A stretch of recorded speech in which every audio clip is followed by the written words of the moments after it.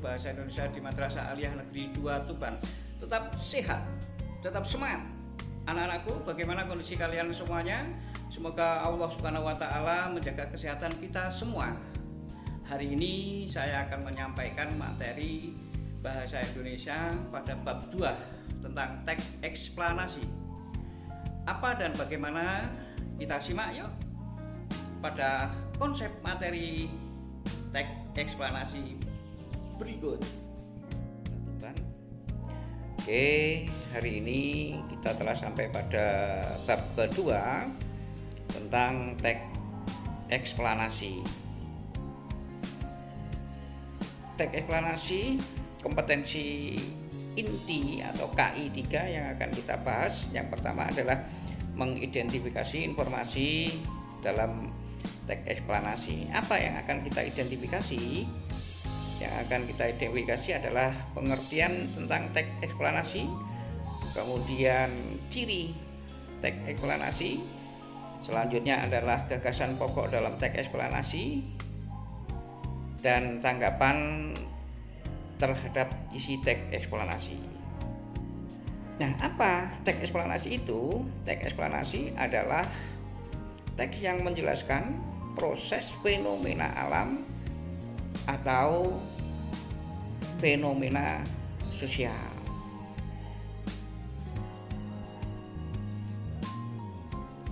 Selanjutnya adalah cirinya. Bagaimana ciri teks eksplanasi?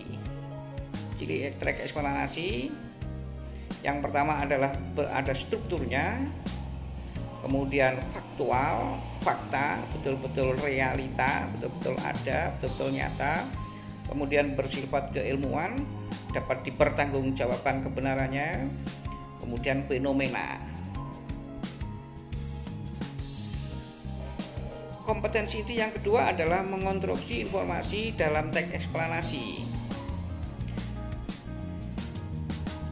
Yang akan kita bahas pada KI 3 ini adalah bagian-bagian pokok teks eksplanasi, kemudian langkah-langkah mengabstraksi teks eksplanasi.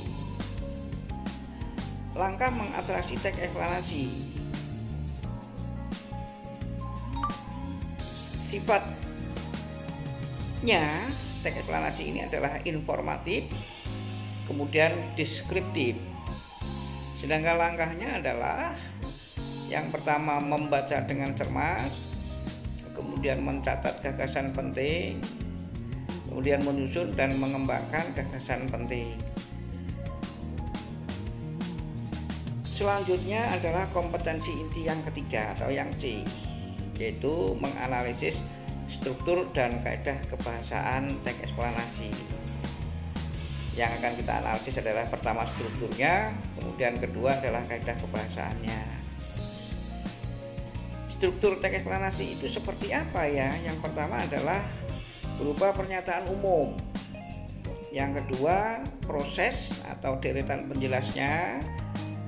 Kemudian yang ketiga adalah penutup atau simpulan atau interpretasi dari keseluruhan teks. Kemudian kaidah kebahasaan teks eksplanasi itu mencakup apa saja? Yang pertama adalah banyak menggunakan istilah. Yang kedua, banyak menggunakan keterangan waktu. Kemudian yang ketiga, banyak menggunakan konjungsi. Untuk kaidah kebahasaan ini nanti dapat kita lanjutkan pada materi-materi selanjutnya. Kemudian yang terakhir adalah kompetensi inti memproduksi teks eksplanasi. Bagaimana caranya memproduksi? Kita harus tahu pola pengembangannya terlebih dahulu. Kemudian langkah menyusun teks eksplanasinya. Selanjutnya adalah yang ketiga adalah langkah menyuntingnya, langkah memperbaikinya. Dan yang terakhir adalah menyajikan teks, yaitu menyajikan teks eksplanasi. polanya seperti apa teks eksplanasi itu? Pola pengembangannya biasanya banyak menggunakan pola pengembangan sebab akibat dan pola pengembangan proses. Di pola pengembangan ini akan kita bahas pada pertemuan-pertemuan selanjutnya. Kemudian langkah menyusunnya ada 5. Yang pertama, langkah menyusun teks eksplanasi adalah menentukan topiknya atau menentukan temanya. Kemudian yang kedua, menentukan tujuan penulisan. Selanjutnya adalah mengumpulkan data. Yang keempat adalah menyusun kerangka. Tentunya kerangka ini akan berupa pokok pikiran utama dan pokok pikiran penjelas.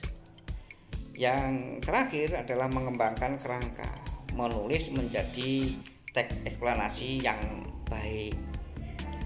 Oke, terima kasih. Itu kira-kira konsep yang akan kita tempuh dalam bab kedua ini, yaitu bab teks eksplanasi. Jangan lupa ya, sampaikan salam saya pada orang tua.